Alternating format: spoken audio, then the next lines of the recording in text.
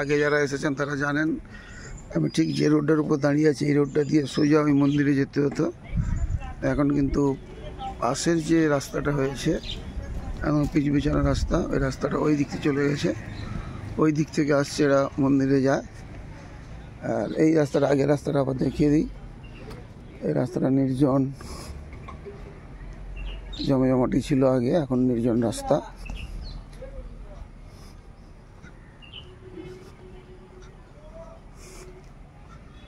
এটা ছিল আগের রাস্তা,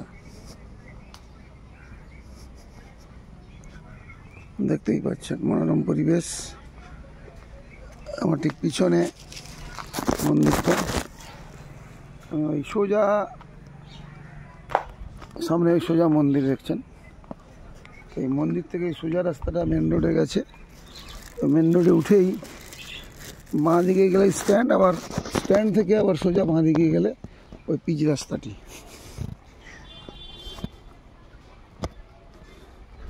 গোয়াতে রয়েছে মঙ্গেশ মন্দির, লতা মঙ্গেশকরের বাড়ির মন্দির।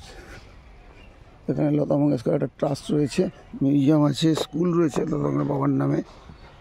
তো এখানে সম্পত্তি সব লতা মঙ্গেশকরের ফ্যামিলির সম্পত্তি।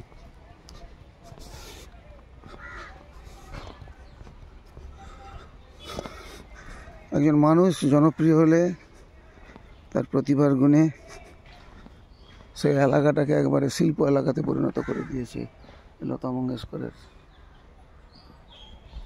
বাড়ির মঙ্গেশ মন্দিরটি।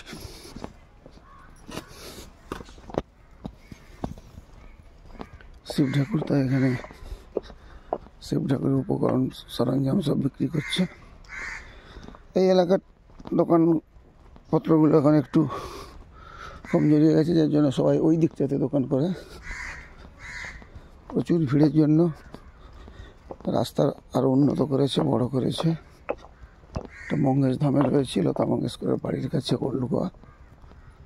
চলছি আমি, চলতে চলতে আপনাদের দেখাচ্ছি।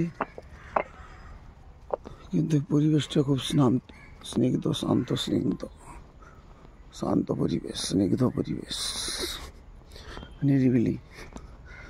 এদিক দিয়ে লোকজন খুব কমই আসছে। এটা মঙ্গেশ মঠ, একটা মঠ রয়েছে, একটা লতা মঙ্গেশকরের বাড়ি, একটা মঠ।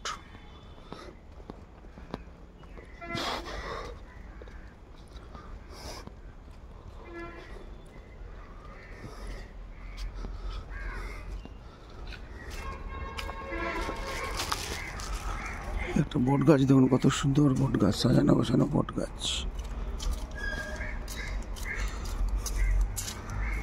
ঠিক আছে, ওই যে রাস্তা পর্যন্ত এসেই গেলাম। এবার ব্যাক ভিউ আরেকবার দেখিয়ে দিই। ওই দেখুন মন্দির থেকে আসছি এই পর্যন্ত। ততক্ষণ আপনারা সুস্থ থাকুন, ভালো থাকুন, নমস্কার।